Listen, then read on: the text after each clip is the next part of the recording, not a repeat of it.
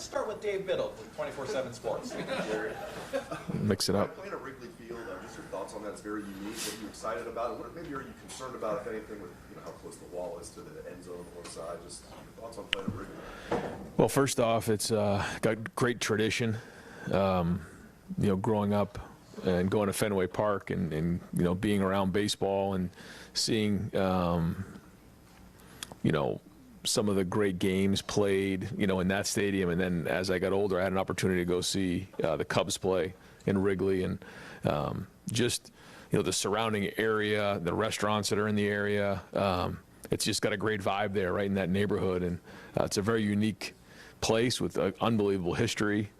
And so it's a great opportunity for us. I'm also excited for Buckeye Nation to get to the game and the fans to be there as well and experience that and to get an idea what kind of presence we'll have at the game.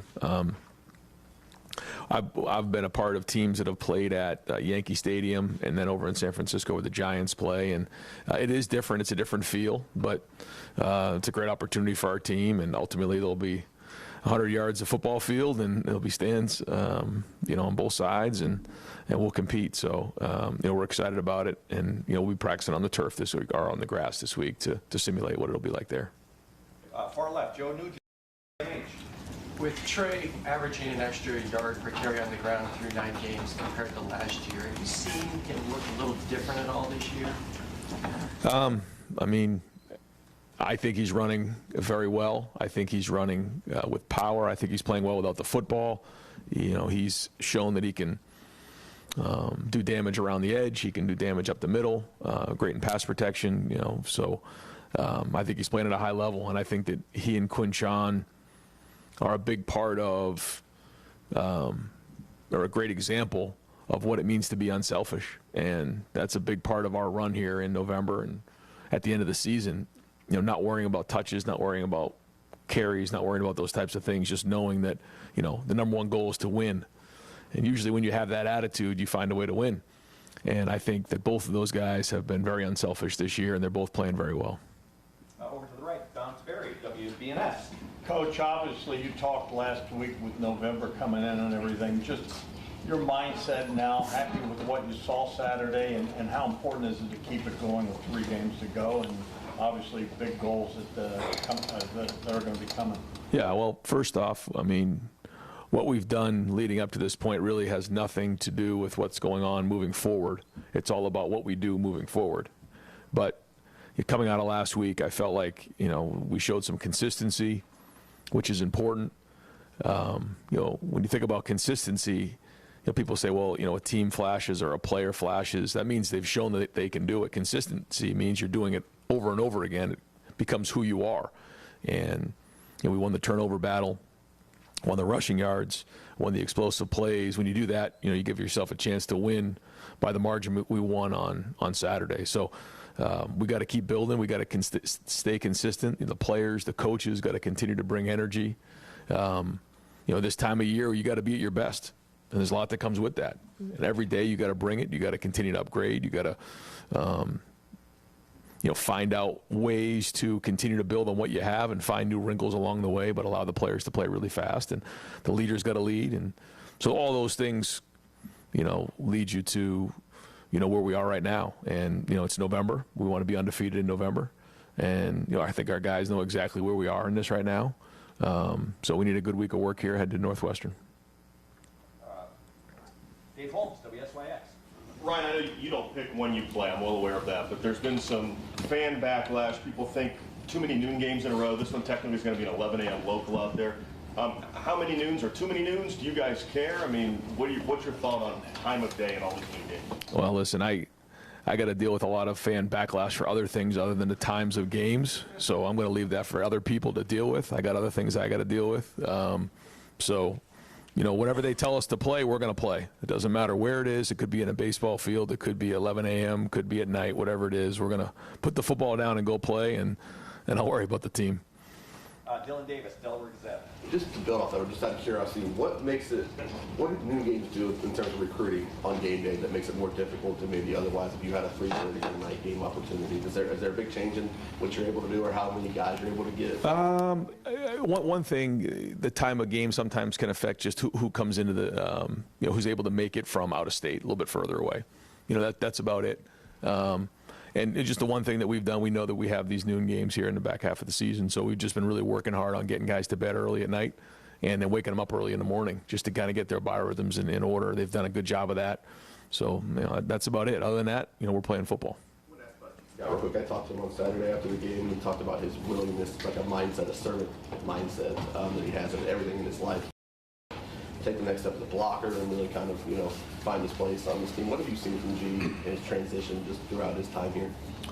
Everybody has their own journey, and I'm not sure that G, ever could have conjured up the journey that he's had since he's been here. I won't get into it, but he's had loss in his life, he's had success, he's had changes in his life, and he's gone on a journey, and it's found him where he is right now. And he's having an impact on the field, he's having an impact off the field, and I'm proud of who he's become as a young man. And that's a big part of this job is, helping young men find their way on their path, and he's done that. And great to see him play well, great out of champion this past week, and get a touchdown catch. We're going to need him. Going to need him this week. Going to need him moving forward. So, older veteran guys that have been through different things help you because of their experience on the field, but they also just help you emotionally just work through the season, some of the challenges that come, because everybody has challenges. And he's been through his. And so great to see where he is right now and take some things in his life and turn them into real positives. Right behind him, Andrew Gillis, Cleveland.com. Ryan, what did you see from Carson on Saturday? How did he grade out in his second game? He was solid.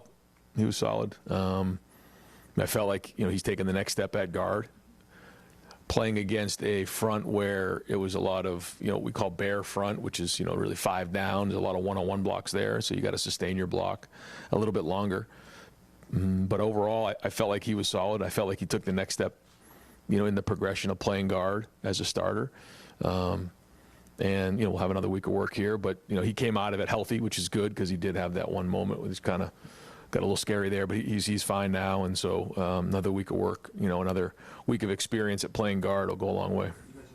It would be really beneficial for him to have learned behind Luke Wickler. But with Seth, you said, he's learned a lot from him. What specific lessons has he taken from him? I think there's a lot you can learn there about not just the position and the technical parts of playing the game, but also just the preparation, the practice habits, how to handle certain situations, being resilient, persevering through good times, bad times, working through issues. When you're with the offensive line, sometimes you're going to get into a game and see things that maybe hadn't shown up, in practice or the week before. And so navigating through all that is part of it as well, and with confidence and not losing your aggressiveness. So, there's a lot there, obviously with the technical parts of the game, but also just emotionally understanding how to attack it. Tony Girdman, Buckeye Huddle. Ryan, Maurice Claret's been around the program a bit now. What is he doing for you, for the team, for the players, and what was the thought process in bringing him back?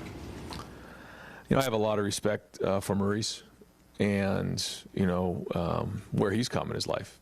And this is somebody, to me, who, has helped out other programs. He's done a great job with UConn basketball. And he's a guy that I like having around our players. I like talking to him. I love his mindset. He brings a toughness, a seriousness that, and a credibility with our players that I think gives us an edge. And I like having him around our program. I got a lot of respect for the things that he's been through and overcome, and the success he's having in his life now. And again, I think he's an asset to our program. And so, he comes, once a week. He'll come around and watch some practice, and then come to the games. And I think our guys have really, latched on to him. And separate from that, you do a lot of studies. Have you done any studies about the slip rate on the turf in Ohio Stadium compared to nationally? Is that something you guys have looked into at all?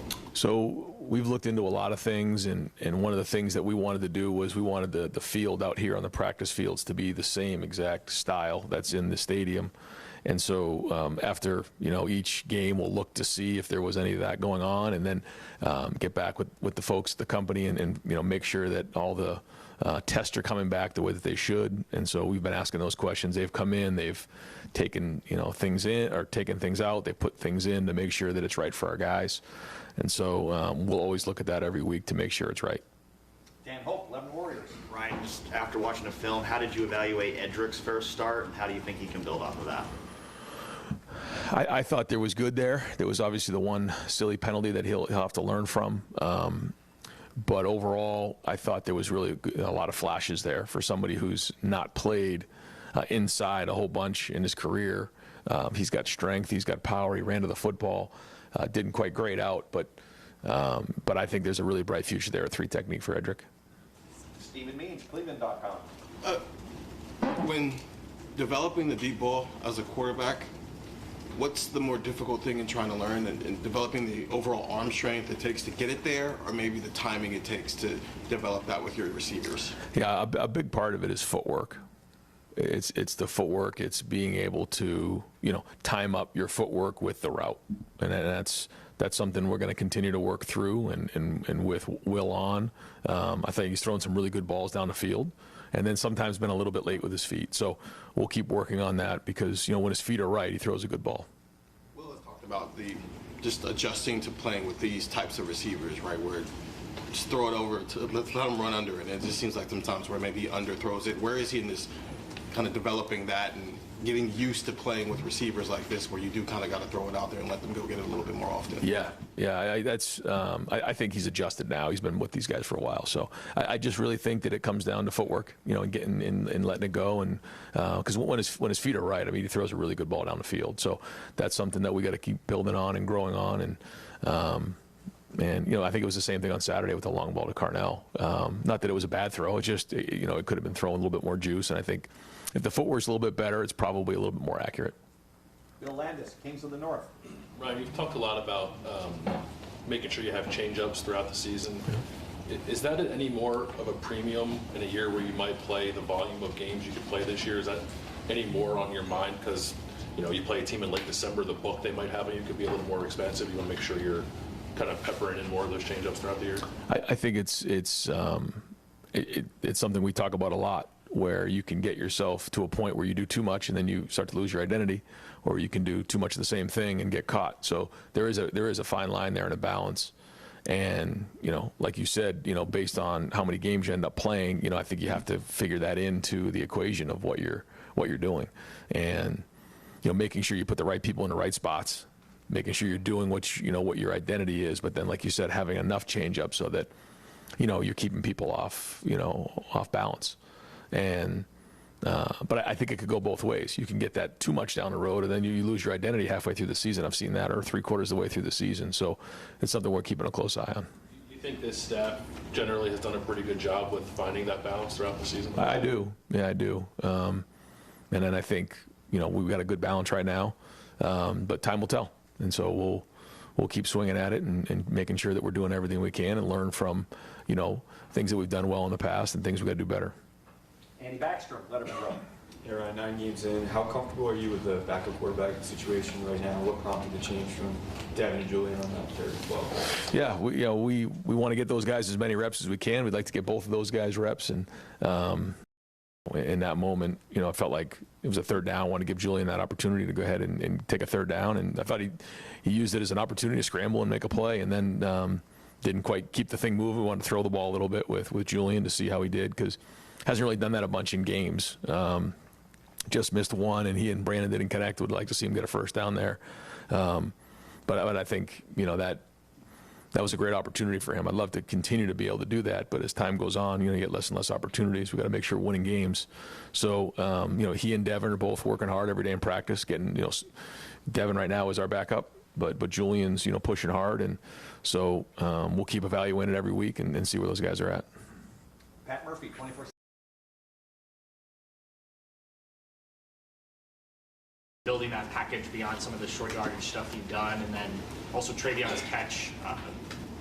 We've seen him catch balls, maybe not in that fashion before. Just kind of expanding the offense a little bit there. Yeah, I think that's kind of what we're talking about. And Travion really has worked hard on his receiving skills. He spends a bunch of time on the jugs, running routes. He had spent a bunch of time running that route over the years. We never really got to it in the game, so we were kind of laughing that at some point we had to run that route because we had worked on it for like a couple of years and it just never came up.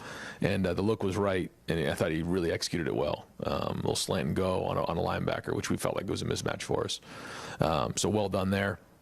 But yeah, I mean, when you have guys that are playing well without the football in their hands like they are, and they can do multiple things, not just carry the ball, it gives you more versatility to expand those packages. Stefan Krajcnik, Cleveland.com. You talked about this a little bit on your radio show last week, but could you take us through the backstory of the bricks tradition you guys do after practice, and kind of how that started and why that became a thing this year? Well, I think when you start the season with, so much talk about expectations and a bunch of guys that come back for a certain reason, I think it's easy to start focusing on like down the road, kind of where we are now. And in order to, make sure the guys understand that the work that we're putting in August and September as we're building up the season and building up our foundation, all those days mattered, and that we had to continually work on that because, how do you know how your foundation is? You go through a storm and you find out what's left when you wake up the next morning. Well, it's the same thing. We knew that we're going to be storms along the way, and there's going to be big games along the way, and all those days and those bricks that we put in the foundation are going to be what matters the most. And ultimately, it comes down to our foundation against the opponent and all the work that we've put up into that moment. You don't just show up and think you're going to play in a game. You got to put all the work in and build a foundation up to that point of the fundamentals and the reps and all those things. So after each practice, we hand somebody a brick. They go over, they put it, in the foundation. But we also take pride in it. Like, you got to make sure that it's real tight in there because you can't just put a brick in the foundation. If someone's just lazily putting a foundation in, when a storm hits, it's going to fall apart. Well, it's the same thing with the team. If you put a lazy day in, or you're not really having a lot of detail in your work and you just kind of let a day get away because you're going through the motions, it's going to catch us down the road. So it's a little bit of a metaphor to making sure that we show up every day and put the work in. Is that something the coaches came up with, or players? Yeah, something that in preseason camp that I kind of shared with the leadership committee, and they really embraced it. Cameron T. Robinson, The Athletic. Ryan, I know Jordan Hancock was a big part of what you guys did defensively last year with his versatility, but it seems like he's added even more this year. How much progress have you seen with him adding different things to his toolbox, and how impactful is that for you guys and for him down the line? Well, he's allowed us an opportunity to be more versatile and also build depth in the secondary because he's been able to play multiple positions. And having the 3 safety system does give us some opportunity to move guys around to play multiple positions.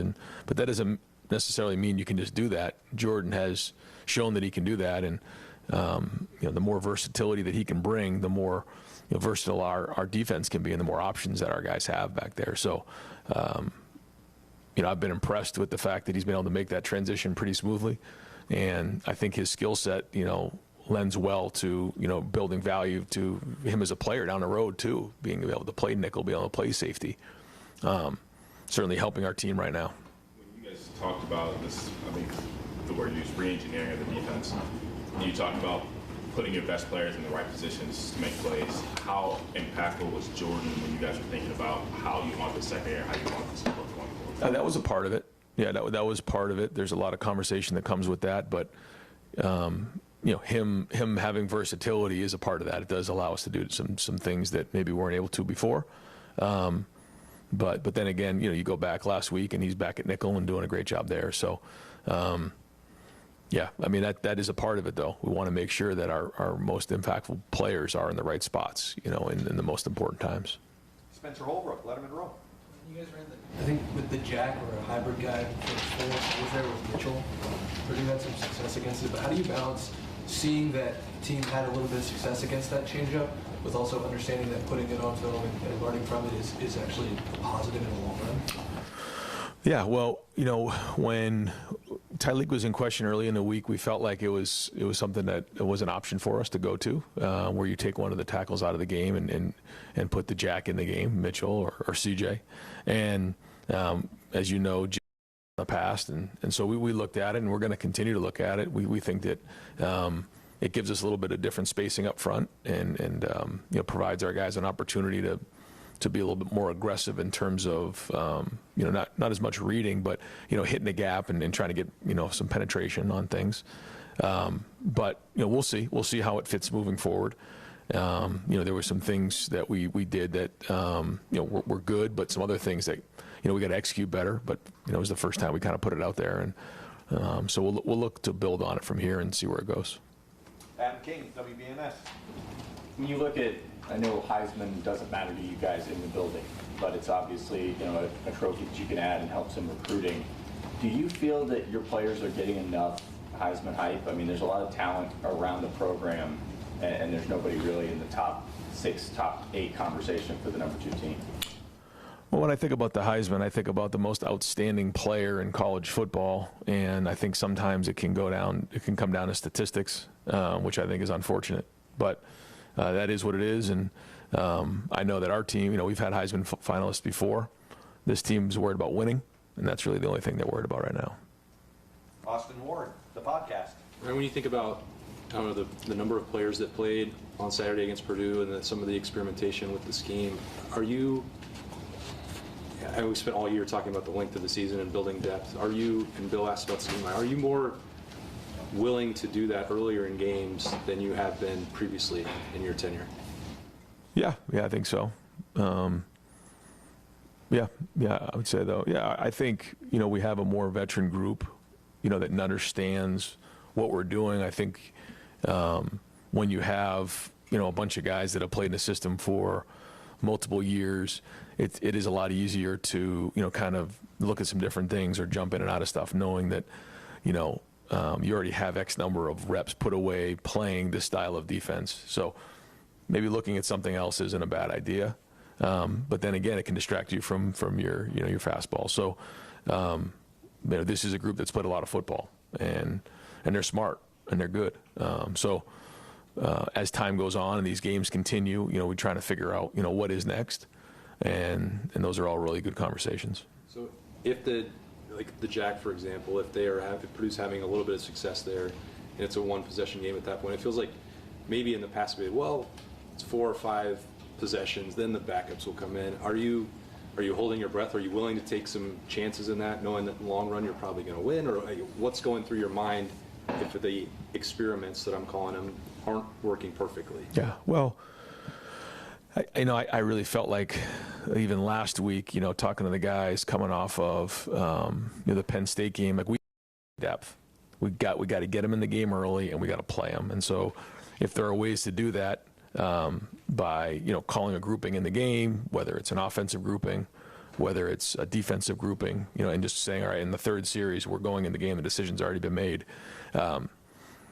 Coaches want to make sure they win the game, and that's kind of the number one thing for everybody. But at the same time, playing depth is important. I thought we did that in this game. It was a focus coming out of the Penn State game. We wanted to make sure that we played depth in this game, and let some of those guys get in there, because you just never know when these situations are going to come up here as we head down the home stretch. So we'll continue to look to play depth, but obviously the number one goal is to win the game. Joey Kaufman, Columbus Dispatch. Ryan, your pace on offense this year is slower, just plays per minute and stuff like that. Is that a product of the rules change? Is slowing it give you sort of an advantage? What do you think can maybe contribute to that? Yeah, I mean, our offensive plays are significantly lower this year. There's no question about that. I think we're right around maybe 65 or maybe 64. And just when you think of years past, maybe not in the last year, but I mean, we're definitely less, we're down on number of plays, which isn't always easy for the guys who want touches. And so that's another part of the conversation about guys being unselfish. The number one goal is to win the game.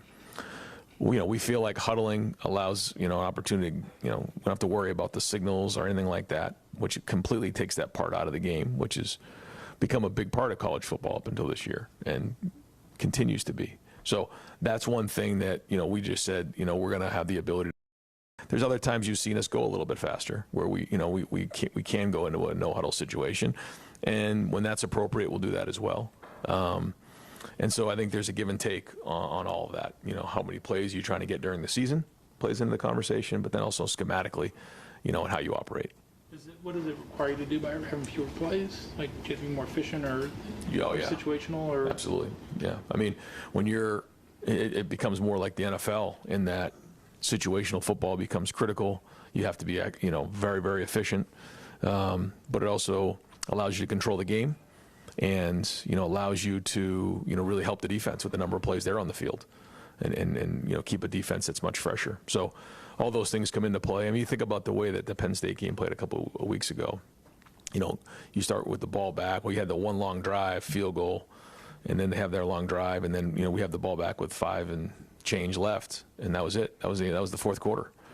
We've been in fourth quarters before where there's probably been 6 or 7 possessions. It's just a different style of game.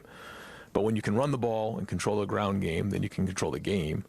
And right now we feel like we're able to do that, and we're also helping the defense. If I can just clarify, when you said it takes away the signaling, the huddling, what do you mean by that? Or well, now we can speak into the headset to the quarterback who's in the huddle, so that we don't have to worry about signaling. Jeff Gilbert, Press Pros. And Coach, distractions and stuff. Some things have been mentioned that can be distractions. Heisman, noon games, all that kind of stuff. The way you guys played against Purdue would suggest that these guys are focused. How do you feel about their focus 9 games in, and is it where you want it to be, and do you have to worry about it as much as you maybe did early in the season? Well, it's something that we talk about a lot, and I think our leaders are the ones that have to lead the way on this. And to block a punt early in the game kind of jump-started us, which was great. But we know that we have to be playing our best football right now, and people call them letdowns or whatever they are. After a big win, you see some teams across the country, and because you have to sustain a certain level over a period of time. And it was important for us to play well in this game. To play well in the first half, and then continue to play well, because again, is it who you are, or is it just something you did? You had a good game, or are you consistently playing at a high level physically and executing at a high level? So we talked to our team all about it. They're still 18, 19, 20. Some guys a little bit older, year-old guys, but you got to bring it every week, and that's what championship football is all about. And every week for us is like the playoffs right now. We're fighting for a chance to get to Indianapolis. So it's always a topic of conversation, and it's gonna come down to our seniors and leaders, and obviously how they echo that message. And because the players are the ones who have to play, they're the ones who have to do it on the field, and give them credit for being consistent up to this point. But like I said before, nothing we've done up to this point matters anymore. It's what we do moving forward, and I know that these guys are going to come in with a good week of 2:30. Deep left, Noah Weisskopf. Ryan, Northwestern, after just watching their tape, what stands out to you about them specifically? And we've always had good games against Northwestern. Just most recently, a couple of years ago, when we played, at Ryan Field, and the weather was a tough day, but it was, I think the final was 21-7, and it was everything we could handle to get out of there with a win. We played them in the Big Ten championship game. It's very similar to those teams. They're very sound in what they do. Their scheme is very sound. They're built from the inside out. And they're gonna make you win the game. They're gonna force you to earn it, and so they're a very good team, and a Big Ten team on the road, and you're in November, so we have to play well, and we always feel like it's about us, but we want to know our opponent, and they're always well coached. Bill Rabinowitz, Columbus Dispatch. It looked like Donovan Jackson took another step forward as playing tackle. Was that? At what point do you think it'll be that he's actually a left tackle, right, or a left guard trying to play left tackle? I actually brought that up this past week. At what point does he become a tackle? Because I think he can be a very good tackle, and I think he has versatility. He's showing versatility. So, he's just increasing his value overall, not only to this team but for himself individually. And we talked about, I don't know exactly what his weight's at today. I'll go find out. But trimming a couple pounds, just. When you're in there as a guard, you're working in a smaller space, a little more of a road grader, trying to move 3 techniques and noses, where now you're on the edge, a little bit more length, a little bit more athleticism. And so, but he is athletic. He has length, and he can move his feet. So just doesn't have the experience of somebody.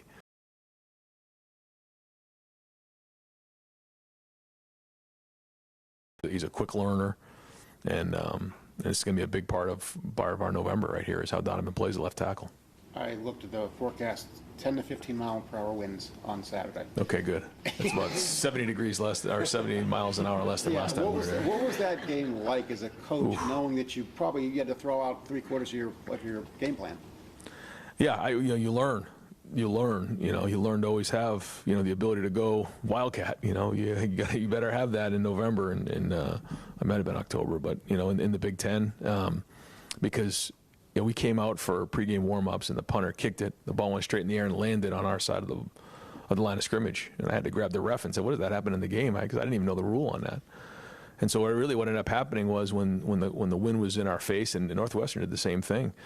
They were trying to eat up the clock and huddle, and then when the ball was behind us, we were trying to go no huddle so that we could, punt the ball and throw the ball with the wind behind us. But even when the wind was behind us that day, it was a challenge. So, CJ did a great job pulling 2 big runs for us, and that's kind of what bailed us out. And but that was a nightmare of a day for sure. I think it's good to go. Tyler will be ready to go. Yeah. Final questions, Tim May, Letterman Row. Yeah, just 2 quickies. Thanks, Jerry. Number one, will y'all go to Wrigley Field on Friday afternoon? I mean, it's a baseball park's totally different from a football stadium. I know you know that stuff, but sight lines and stuff. Is that important to you to maybe get the team there? We usually don't, but we are going to because it is unique. And well, I mean, just what do you want the guys to see more than anything else? I guess when they're in there. Yeah, I'd like for them to see just the makeup of it. I want them to see the turf. I want them to see where the infield is filled in with some of the sod. I'd like for them to see how we're going to handle halftime. We're going to be in the bullpen, not going up into the locker room. There's just some different things that I'd like for them to see. And then also, show them a little bit about what it's like, because it is going to be different. It's going to be a different feel there. It's a baseball park. It's different than a football stadium. So do I think it's a big deal? No, but a lot of people do that. They bring their team to the game or to the venue the day before. We don't usually do that, but we will on Friday. Another thing, every week we see something new from this offense. You kind of got asked about it earlier, just about evolution of things. And have you been happy with what you've been seeing from the standpoint of one week to the next, like maybe throwing the ball downfield to the running backs a little bit more than you have in the past and things like that? Just what's your mandate there, I guess, to Chip more than anything else? Well, I think there's been a lot of things that we've done well. I think there's other things that we got to continue to improve on. I think back on some of the things we've done well, and I think getting the ball to our playmakers in space has been good. I think, we've shown that we can be physical up front running the football. I think adding Will to the run game has made a big difference. We're continually pushing the ball down the field, and, I think that stretching of the field vertically, horizontally is going to be important as we move into November. But being able to control the game by running the ball is, of the utmost importance. And that goes back to the conversation about huddling. You're controlling the game when you can run the ball and continue to get first downs. And not very different, but somewhat different than just in the past when, it was no huddle and, 35-28 or those type of scores. So, there's a lot to continue to improve on. There's been some really good things there. The challenges are going to continue to increase. Is there a sense, though, that every play, like you talked about now, every play is sort of precious in its own right? I mean, there's so fewer of them. Which is great. Yeah. Which is great. I mean, I think that's important. I think that's a good thing. Yeah, I think every single detail matters of every single play more and more.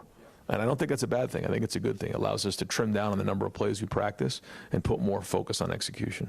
Thanks. Yeah. Great. Coach, thank you very much.